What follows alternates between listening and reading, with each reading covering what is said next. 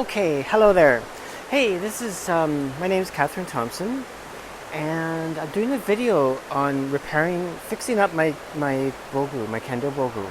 Mostly, I do videos on my instrument making, and also I do videos of when I go walking into the forest near here. I'm just gonna flip it, show you where I live, and we'll go into my workshop. Okay, so this is where I live. I live in Thailand, northern Thailand, to the east of Chiang Mai in a fairly small village in the mountains. And every Friday, I go into Chiang Mai and help with the dojo there called Lana Dojo. Anyway, so let's go into my shop and just giving you some context here. And I'll show you what I'm up to. It's super humid up here, so I made a kind of separate room with plastic and to isolate it, and then I have a dehumidifier right here. So that's pretty much running most of the year. There's usually a couple months in the dry season when I can turn it off. But here I've got my bogu set up, and I'll get right back to you. Hey, I'm back. Okay, so I'll just give you a rundown of what the main thing I want to work on. Well, first of all, I ordered some new himo from Kendo Star, and so I'm going to replace that at some soon. But mainly, I brought my bogu. Usually, I keep my bogu at my mom's place, and she lives in the city, so it's kind of handy. But the reason I wanted to do a video is because I remember on the Kendo Star Early Access, someone was asking about worn the rawhide that surrounds the mengane here, and anyway, someone was wondering if you could put polish on it, and I kind of chimed in and said, well, the problem with polish is sometimes they have a softening agent, right? And you don't want to soften this. But if you look carefully here, let's see if I can focus on that. If you look carefully right there, right by my thumbnail, there's like a little split in there, right? Now it's not the most serious thing, but I love to fiddle around with stuff. So I have an idea. I have some rawhide here. I have some cowhide and some goat skin. And my thinking is I'm going to see if I can squeeze some of that in there. I mean, ideally it'd be great to take some rawhide, stick it underneath and glue it. But that's too much. And yeah, I'm not a Kendo bogu professional. But what I have is, oh, it's starting to rain. I have some hide glue from LMI because I use hide glue for my guitars. So here I I make a Spanish guitar, like nylon string guitars, and I also make shamisen, and I also make kora, which you can see right in the corner there, right in the back there. And anyway, I use hide glue a lot for the guitar making, so I have that on hand. So here's my plan. With hide glue, you have to heat it up, right? And what I did, let's see if I can, hang on a sec, see if you can see in there. What I did is I mixed up some hide glue and then put in a little bit of black fountain pen ink, which is, hide glue is water-based, and the fountain pen ink is also water-based. So that should be good. I just used some of it to replace that. Now there's an issue, of course, in that I'm going to put a water-based thing on the rawhide, and I have to think about this. Obviously, if I'm posting this, then it worked out. So anyway, there's lots of things I want to clean up. There's some ragged bits of my kote here, and this that I want to clean up. I'll stitch that, and I got some aizome dye from Andy at Kendo Star, and yeah, so this bogu of mine is probably 25 years old, and it's just goes to show. I mean, it's in great condition, and it's a beautiful set. It's the old style with the really tight machine stitching. If I was getting the set now, I'd get wider stitching, and Andy Sensei talks a lot about that. It definitely makes sense to me.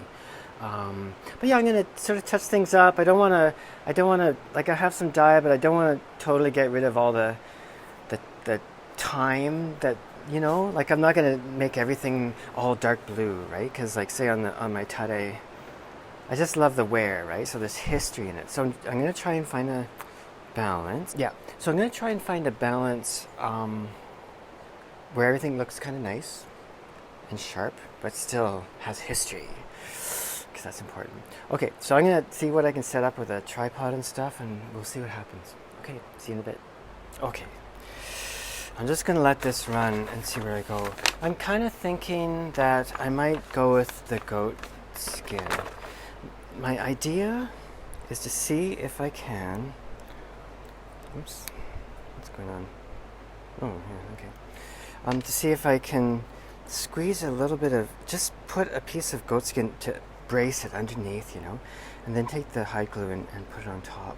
I mean, I was thinking that I could just open that up a bit, just push some hide glue in, then let it harden, you know. It's really amazing stuff, this hide glue. However, I'm gonna see if I'm gonna try that. Hang on a sec. Okay, I should better get my glasses on for this. All right. Hello. Okay, let's see what we got here. Now I've got a little piece of the goat hide. One thing with one of my problems, like I don't have any guitars to make, right? I have to sell a couple before I can make any more. So now I want to mess around with things. So I have to be very careful that I don't make things worse. Which has happened before, I don't mind telling you. Anyway, so if you can see, let me have a look. I'll try not to block that. Let's see if I can get a bit closer. Well, anyway, maybe you can see. Anyway, so basically what I'm doing is I'm just squeezing that little piece of rawhide in there.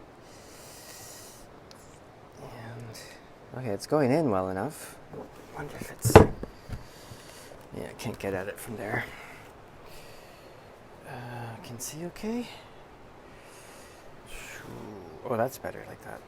Okay, so you can see it's getting in there, but how am I gonna make it so it can function as a bracing?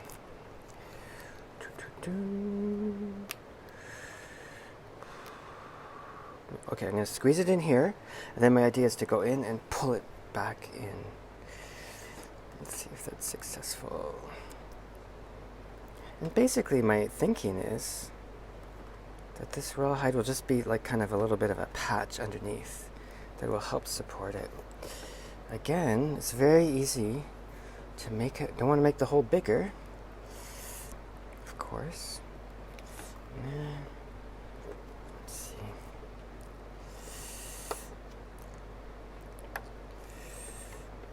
Yeah. Well, anyway, it's in there. It's this piece. This side's fine though. It's not broken or anything. It's quite soft though, eh? That's interesting. The softness. Well, it could be just age, right? But it could also very well be that where I live is for a good part of the year is extremely humid. You know, even in the city, my mom's place. Like up here, there's no way I could keep my bogu outside of this dry room. You know. When I first, hang on a sec. When I first got here, I didn't have the dry room, right? I've been here about 5 years, and boy, I had my bogu in a bin. Wasn't practicing that when I first got here. I was trying to find somewhere to go and all that, and I opened it up and went, oh my god, it was covered in like dust and mold, like this. Oh geez. Anyway, so I quickly figured out something to do. Anyway. What can you do, right? Okay, so here's what my next thought is. I thought I have some, not only do I have fountain pen ink, but I also have some India ink. And I thought I'd just, even though even though I've added basically pigment, black pigment to the glue. I thought I'd just do a little bit of a touch-up with some black India ink. Now, India ink's not water-based, right? It's probably alcohol, but I'm not completely positive. So what I thought I'd do is I just do a little touch-up to even things out a bit.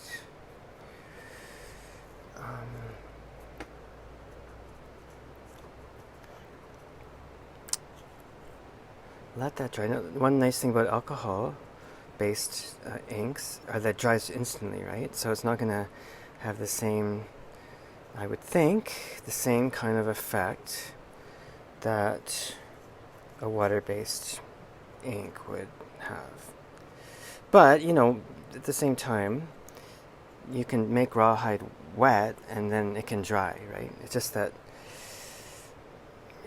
anyway, it's like degrees, right? You don't want to do too much. And there's always an issue with drying the men after practice. You want to not let the sweat sit in it too much, as Andy has talked about, I think, on some of his great videos.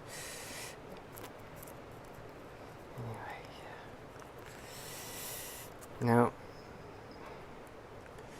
I think a men like this is almost certainly has an urushi coating, right? The lacquer coating. That urushi, like our doughs, are covered in it. This set has a 50-piece bamboo dough that, and has urushi outside, and it's, I gotta say, it's almost it's a little tiny bit scuffed, but it's amazing stuff, right? Okay, so, but I don't have urushi here. What I have is shellac, which is another natural material. I use the shellac as a French polish on my guitars, and what do you think? And it's also pretty strong and shiny, but I don't know. I don't think it's going to be as strong as the urushi, right? So, but we're gonna have to see. It's my experiment. I can report on it. Anyway, I'm gonna just check out for a sec. I'm back. Well, one thing I was gonna say is I'm not a professional bogu fixer, like I said, but I'm really good at making stuff. So that's my caveat, I guess. See, now I'm just getting a little bit more fussy than I need to be, but yeah.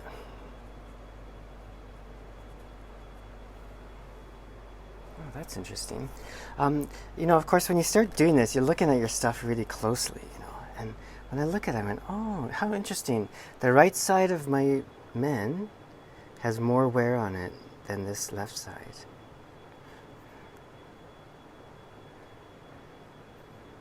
So that tells us something, I think. Yes. Okay, I think that's good, actually. Okay, now I'm gonna prepare my glue, and we'll see what we can do. Okay, so let's see if we can focus on that. Yeah, so this is the hide glue, and I mentioned that it's put some black fountain pen ink, which is why it's black. One thing with the hide glue, I heat it up to around, in Fahrenheit degrees, 140. And that's about the consistency I would use for guitars, right? Pretty good. So let's see what we can do. One of the things I'm gonna start with this. I'm gonna start with where the opening is, right? I'm just gonna squeeze some glue in there and see what happens. Yeah, that's pretty good, actually. And then one thought I had was I could put a thin layer of glue over the rawhide here. And my thinking is that would soak into because it's water-based, right? It would soak into the rawhide here and might even stiffen it a bit. So this is kind of a really big experiment going on. But anyway, can you see that okay? So what I'm going to do, and so also I wanted to add that, like, my videos are really meandering, right? So this is absolutely no exception. So I'm just going to open that a bit and just squeeze some glue, just jam it in there as much as I can. Use lots.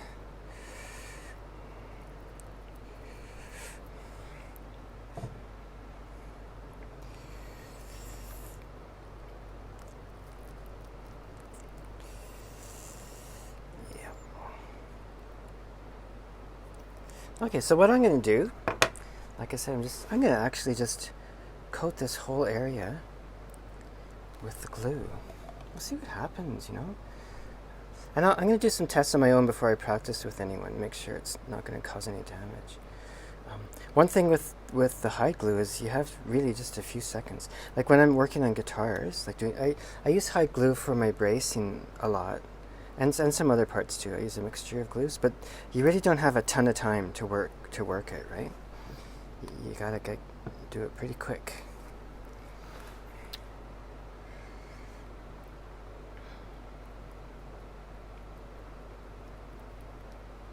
You might be tempted to use a thicker, like less water, but my thinking is a little bit liquid's good because it will soak in a bit, you know.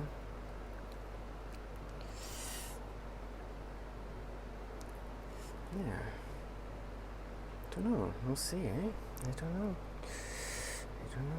I'm not gonna. I did some touch-ups on the side here. I'm not gonna do that for the rest. It's fine the way it is. But this part here, you can see it's already gelling, right? So now it's gelled. That's it, pretty much.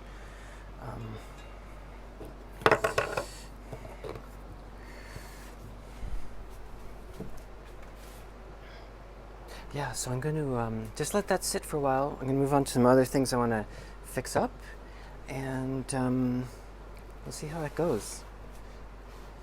Well, I mean, it looks good, but we'll see whether it works good.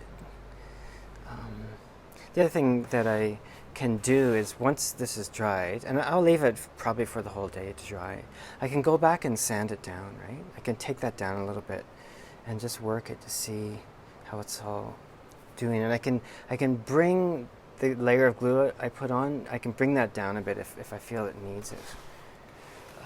But we'll see. Big experiment. Yeah. Okay, I'll be back in a sec. Okay, moving on to the kote. Let's see if we can see that. I mean, basically what I want to do is just, you know, clean up the fraying a bit, you know.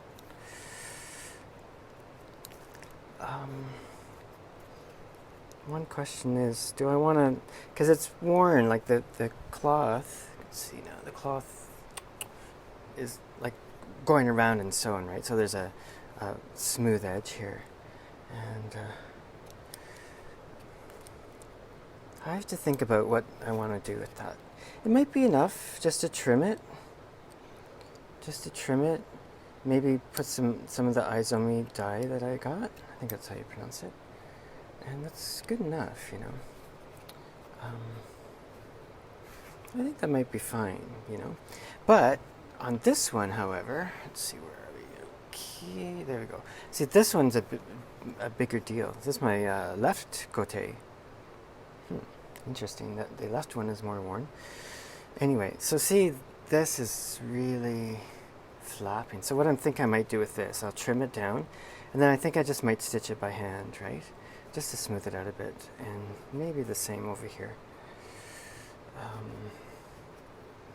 Yeah, I'll think about that. Okay, I'll be back in a sec when I've decided. Okay, I'm just actually jumping in as thoughts come to me. Oh, hang on a sec. Okay. Yeah, you know, like I said, I'm not a bogu professional, but I'm from Canada, and I used to work in the film business a lot, doing mostly costuming, but also some set decorating and prop stuff, and almost always to do with fabrics, you know. And so with stuff like this, I can see exactly what I think needs doing, right? The question is will it last, right? So that part's an experiment. But I've done a little bit of repairs on my own bogu. Like I've replaced kote palms myself, you know. And not these ones; these are the original smoked deer hide. But I used to do deer hunting and stuff, and I used to once or twice I've replaced kote palms, and I have another set of kote, but they're back in Canada. Anyway, it's it's tricky enough, but not impossible. Okay, let me just get some thread and we'll see where we can go from here. Okay. Okay. So I have no camera person. Okay, so I got some nice navy blue thread. One of the things I'm trying to decide here is, should I'm sorry, I'm just trying to see if you can see okay. Should I wrap the thread around so that would bind this opening together and over, right? But of course, obviously this is a place that gets a fair bit of wear, and just thread over it would pretty easily wear out, I think. It's hard to say. The other thing I could do is just go back and forth and then just trim that and dye it, right? I sort of don't know what's the best. But what I might do is go back and forth, see how that looks, then see if I think I can get away with an over, or even need, can you still see that? Or even need the over, you can sort of see how that would go, right? Maybe I won't even need that. I mean, I don't really need it, right? There's already stitching there.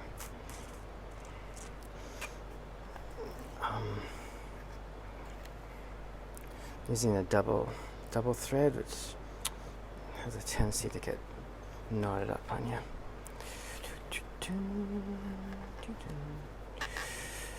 Okay.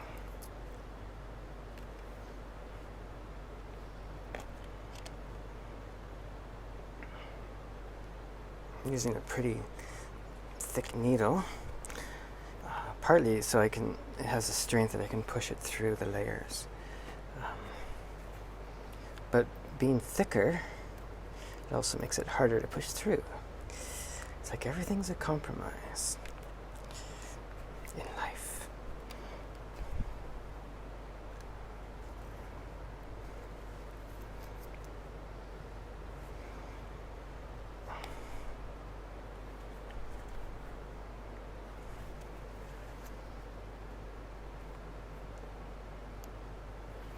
You could use like a heavier thread for this too, I think, if you wanted to. You know, like a navy leather thread would be quite strong, actually. Yeah. Waxed nylon. This is just polyester sewing thread.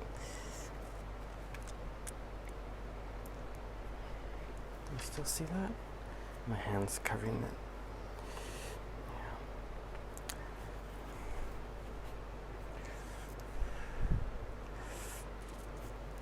So I'm going to come to the end here, and then I'm going to decide, what should I do? What should I do?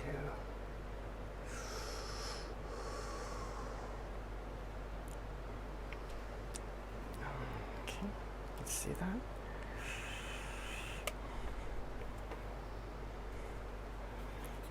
Yeah, okay, so that's secured it. But what I'm going to do, I decided I'm going to loop around it. You know, if it doesn't work, I can just do something different later.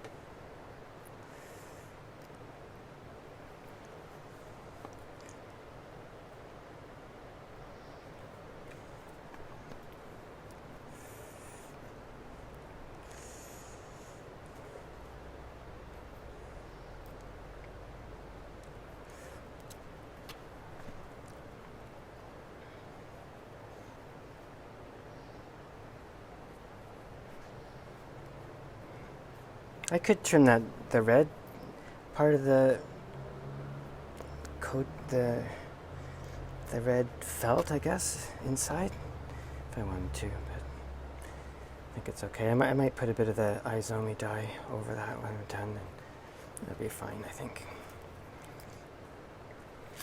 One thing,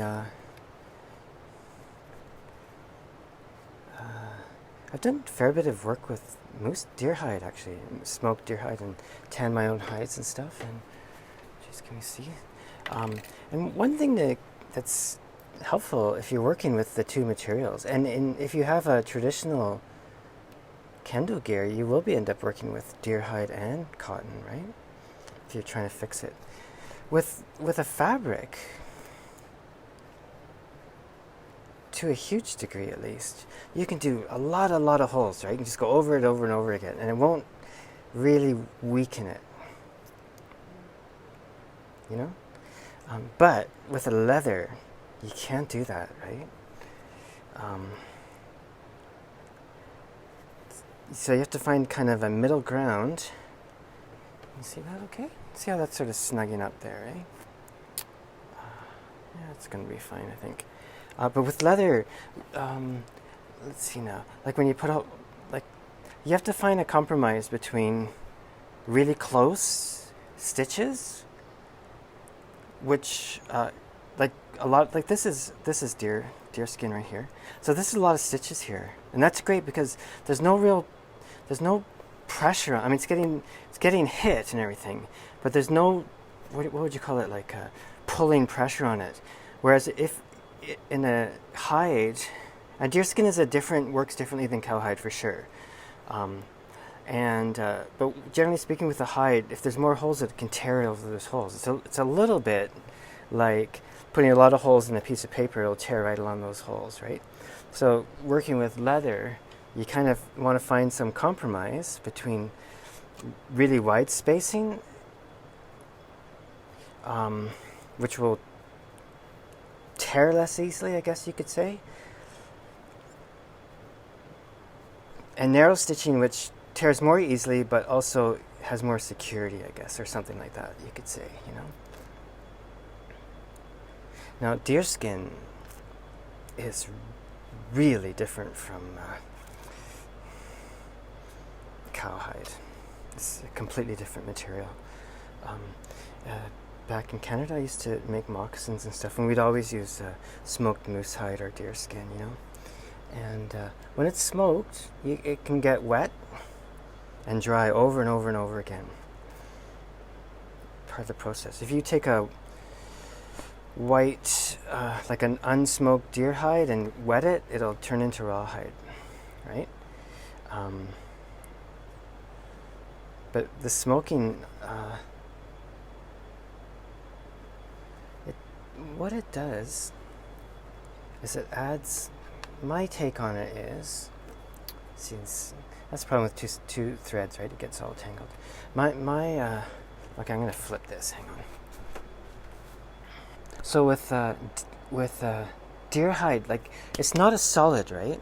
Like, leather's not a solid, and deer hide especially. When you work a deer hide, you'll see that it's not a solid piece. It's like these fibers, right, that are intertwined. It's like a mat of thin fibers, right? And when it's rawhide, they all come together and it feels really solid. And it can be very hard and strong and great for certain uses, right? But what happens when you're tanning a deer hide yourself, traditional, like native type tanning, you know, with the brains and stuff, is what you're doing is you're stretching everything out and basically letting it dry, right? And what happens is that there's all these fibers joined together, which in rawhide are tight, but now they're pulled apart, right? And they're all intertwined. But there's space, there's a lot of air between them. And then what happens when you smoke it, here's my thinking is, and you use like a punky wood to do it, right? I don't know what they do with Kendo bogu. It's probably similar, but I'm sure they're not out in the northern wilderness, you know, digging up punky trees. Anyway, but what happens is, I think, is the resins, and normally you'd use like a evergreen type tree, a couple of different options, and people use different woods. But I think the idea is that the resins that are in the smoke gets pushed through the deer hide, and the resins kind of coat all these fibers that are intertwined, right? And basically waterproofs them. It doesn't make it waterproof like a raincoat. It makes it waterproof in that from then on, they can be wet, get dry, wet, dry, wet, dry for a long time, and not revert back to the rawhide. Whereas a white deer skin that's dry, it'll dry open and be soft, right? But as soon as it gets wet, it gets hard again, just shrinks together because it doesn't have those resins from the wood. Now, caveat, I've noticed that a lot of really high-end Kendo bogu has white kote palms, right? So there's something, I don't know the details of that, but there's something going on that would keep that from hardening on you, of course, because you'd have one practice and that would be it. So I'm not sure what the process that is. Maybe you could, if you're interested, you could maybe Andy Sensei knows. Okay, so switch back to the kote. Hello again. Okay, so that to me, that's feeling pretty good. So what I decided, I'm going to go through some of these other smaller openings and just do the same thing. Just do overstitch just to tighten it up, you know.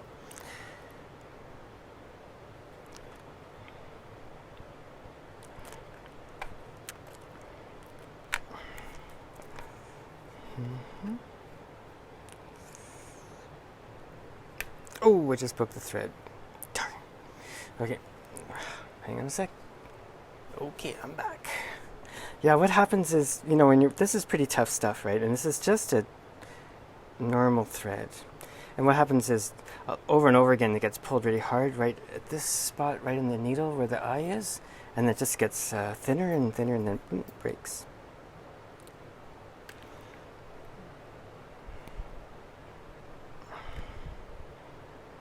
Oh, that's tough.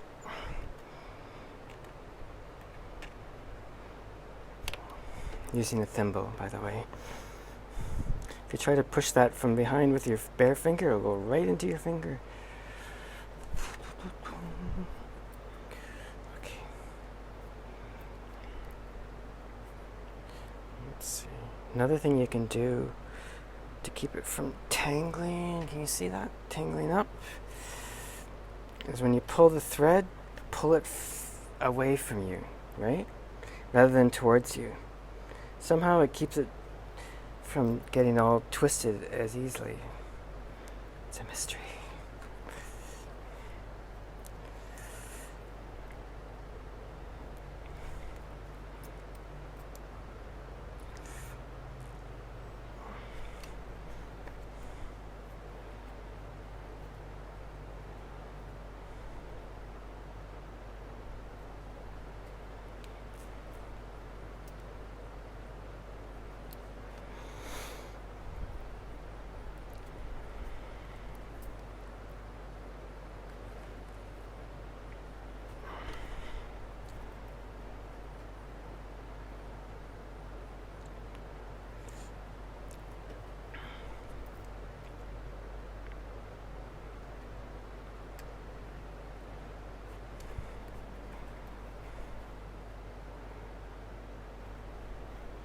Okay, we get to see what I'm doing. I'm going to do one more layer back, and then I'll knot it up and continue on. Okay, we're back. Okay, so I done both kote, and I'm just taking a bit of this aizome touch-up dye and just filling in those spaces. Might as well do the whole edge here.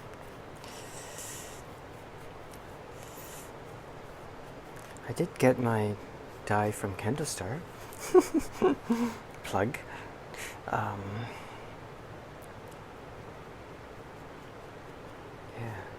love the indigo, eh? It's really great stuff. Anyway, so that I think that's going to be just fine. I'll see how long that lasts, but I think it should be quite durable. Anyway, I'll be back in a minute with, what else am I doing? I guess a bit of touch up on my tare. Okay, back in a sec. Can see, I mentioned that I didn't replace these kote palms, but actually I did put some of my own deer skin, like little patches there was some wearing there, you know, and yeah. You can see there's really, this is, the deer tanning that I use is called dry scrape. Sometimes texture's a bit different, eh? The thing with the kote palms that I've seen from, you know, from Japan and stuff is that it's quite smooth, and this is a little bit rougher. I'm not sure. I like the smoother one better, but I'm sure that works just fine too. Well, after all, I decided to do a coat, all my kote with a bit of aizome. Just can't stop fiddling around. One thing that I have to do is, the guys from Kendo sent along fixative as well. So they said to use the aizome, wait a day, then put the fixative in, and do another coat of the dye another day later. Which I didn't know I needed, but it's very nice that they let me know about that and sent it along.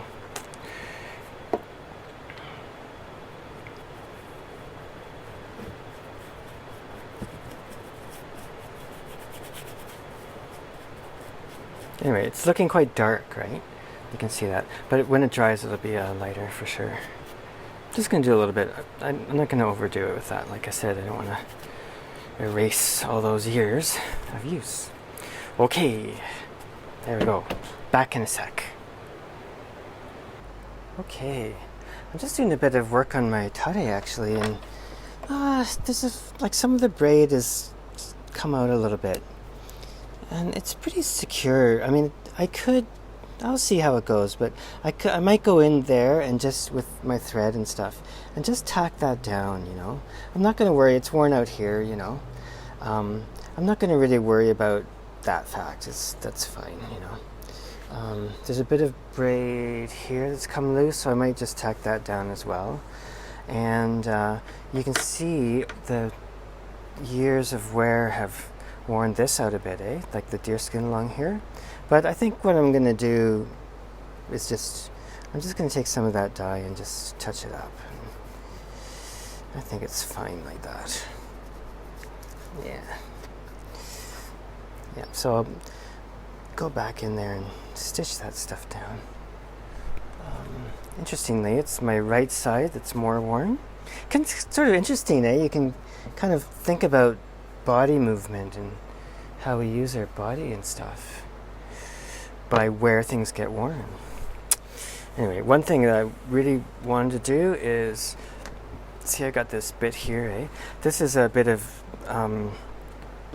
deer skin that I patched with because my tare himo was wearing through, and I had dyed this before, like a number of years ago, and it's just sort of worn through. But I'll tell you something. The dye, I used a friend's dye, and I didn't use a fixative, so that's probably a good reason why it's reverting to the brown. Can you see that? Yeah.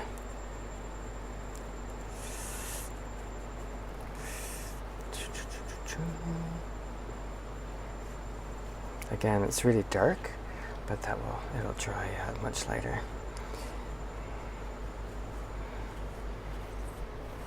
Time for a new set of bogu, I think. That's one of my goals, is to get I'll save up and get a nice, beautiful hand-stitched bogu set. Okay, anyway, that's that. Back in a sec.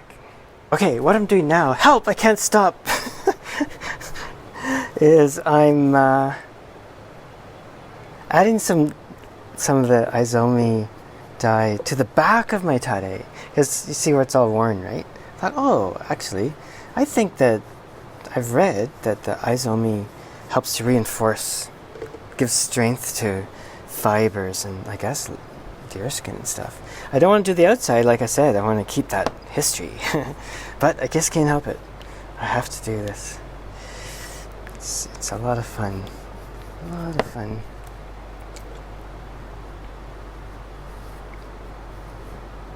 Like I said, you look at stuff and, oh, look at that. Isn't that interesting? Maybe I can learn something about how I use my body just from taking a close look at my bogu. I think so. Okay, I think that's it for the tare. Okay, I'm back. Where are we? Where's my brush? Oh, here it is. Okay, so we're back to the men Sorry. Back to the men glue combo package. You see that okay? Okay. So what I've done is that's pretty dry. I mean, normally you'd let it dry for like a day, 24 hours, but I just want to do one more layer, I think. I sanded it down a bit, and so I'll slap on one more layer and see how that goes. One thing that's really interesting is that the break on the rawhide was right here, right? And it looks like I managed to get enough of the hot hide glue in there that it's holding. I mean, who knows how long that will stick around, but that's kind of interesting. I wondered if it would even grab. But anyway, basically what I'm doing now is just doing one coat to heat it up, so it should bind with the hide glue that's in there already, you know.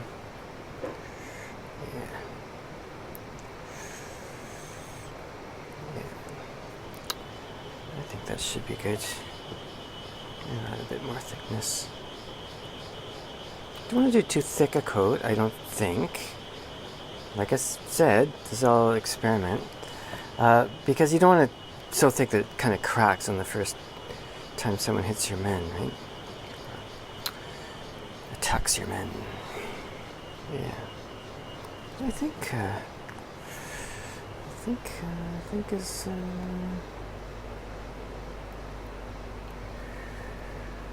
I guess let's say that's good enough.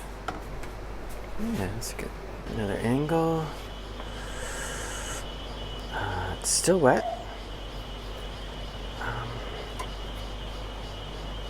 Yeah.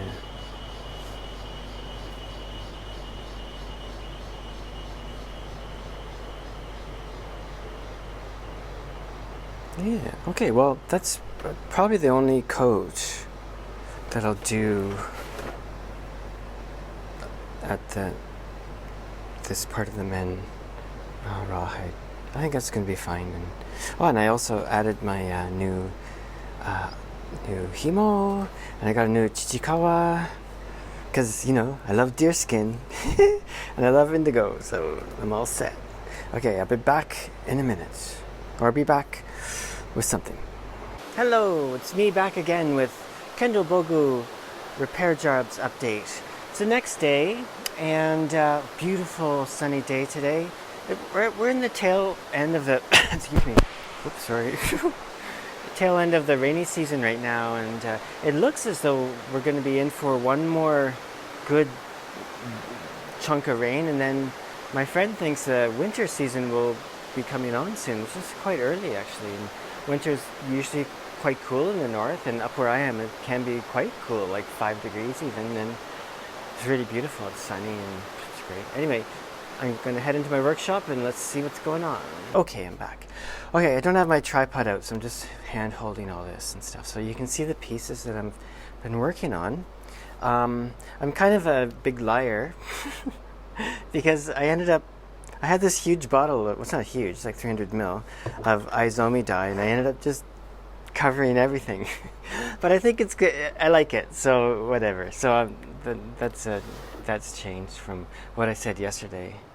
I don't want to change the history. Oh, well. Anyway, what I'm going to do, let's see now. I got to try and open this jar. Okay, hang on. Okay, I'm back. Okay, so what I've done, let's get this here. In here, I've got some shellac left over from my last guitar. So that's, waste not, want not.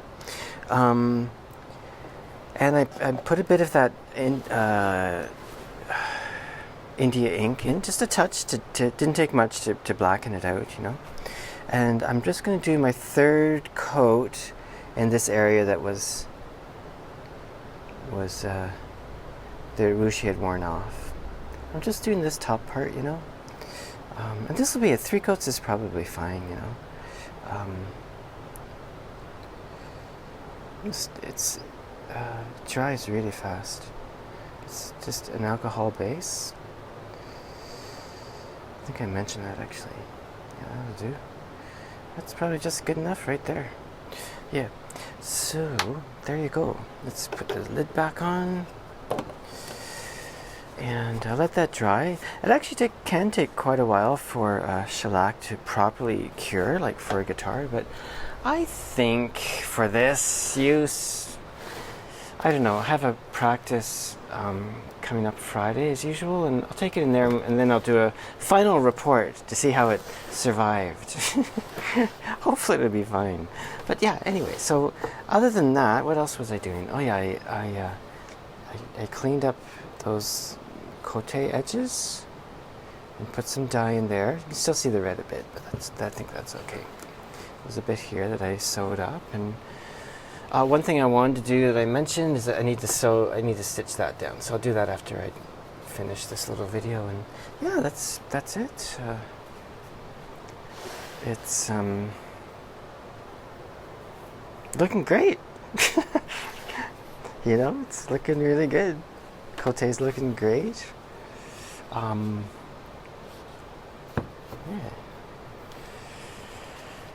So, what am I going to say now? Sorry, I got kind of stumped there. Didn't know what to say next.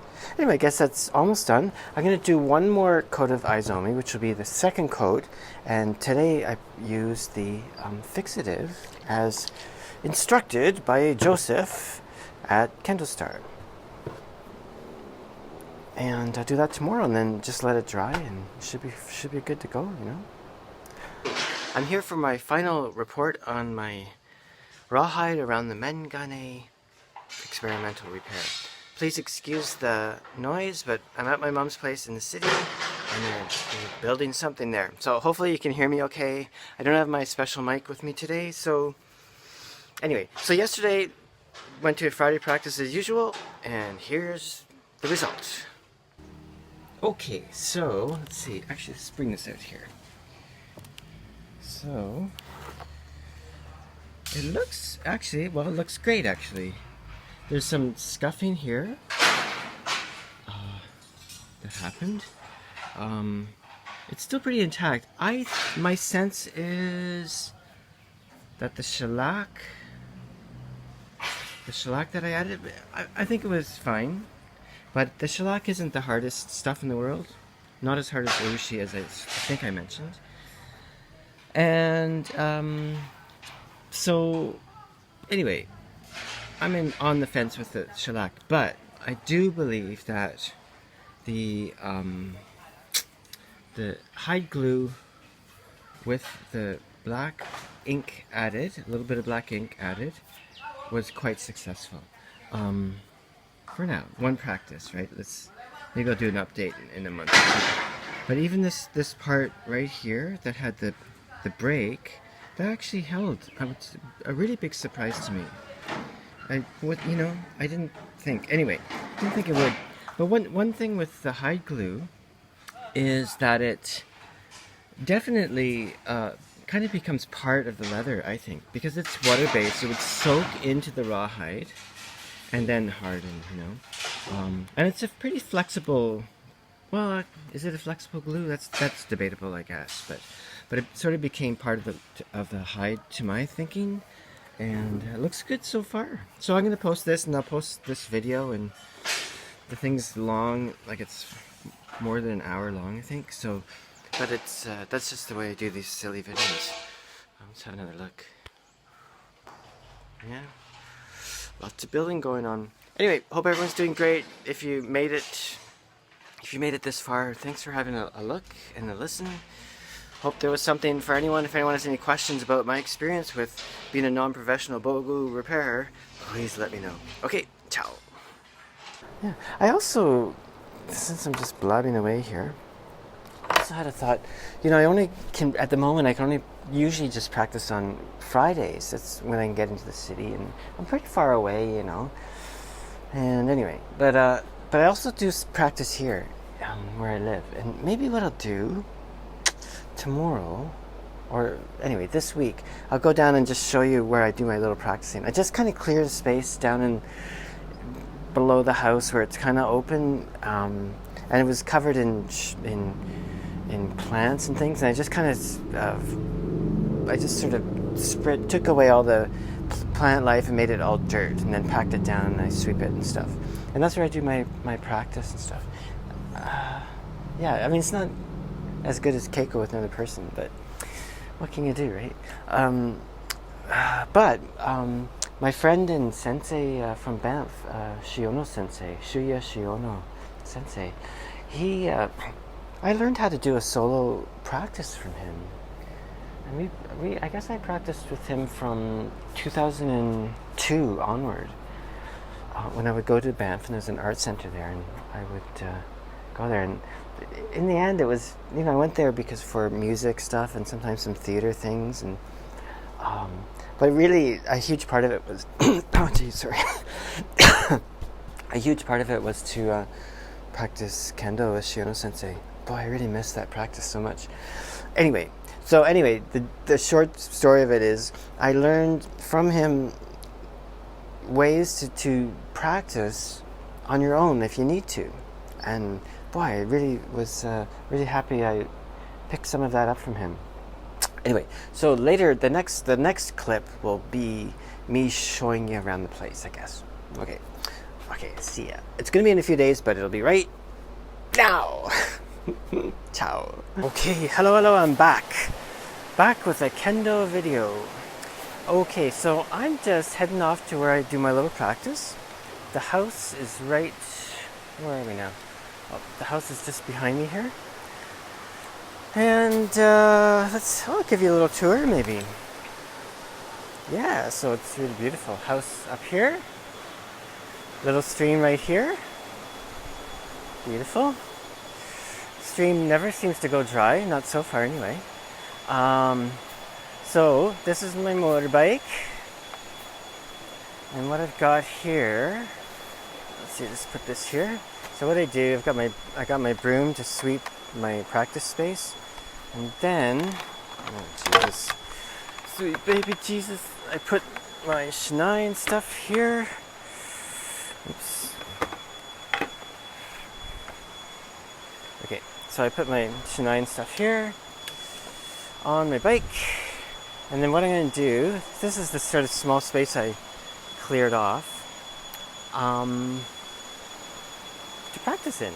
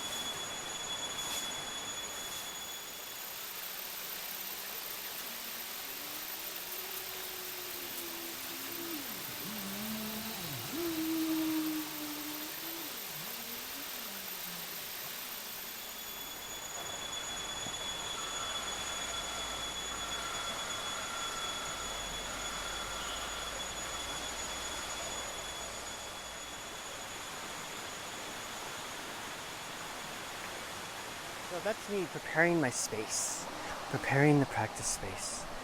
And you saw that I hung up, where is it now? Right there. I hung up a bunch of boxes tied together, and I just practiced some things there. But when I'm doing this here, I'm just doing mostly basic suburi, a lot of visualizing, almost like shadow boxing, I guess, a little, but just very simple. I don't make I just keep it simple and do my best.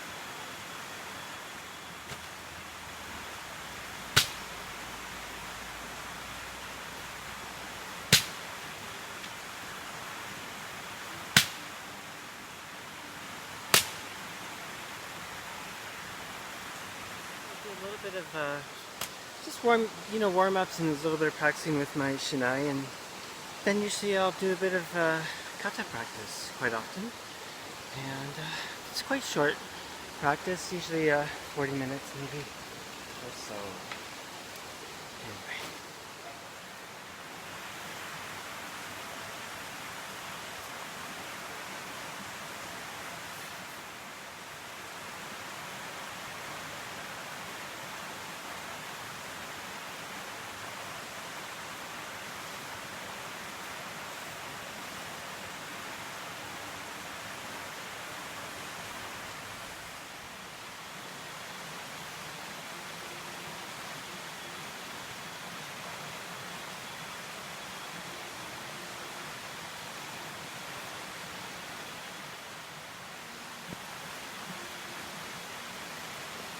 Oh, okay, so there you go. A little window into my little world here. Yeah, it works out great for me. It's not ideal, of course. It'd be great if there was lots of Kendo players here in Mekampong, but as far as I know, I'm the only one. But you know, every now and then I have this sort of, hey, let's get the river in the background. So beautiful. Yeah. So every now and then I have this dream, like, first of all, it involves millions of dollars or a fair bit of money. And I build a beautiful dojo up in the hills here and invite people to come practice and be a great gathering place in the forest. But not this year, maybe next day. Anyways, then, thanks. Bye. This is getting really long, so sorry, but this is the way it always goes.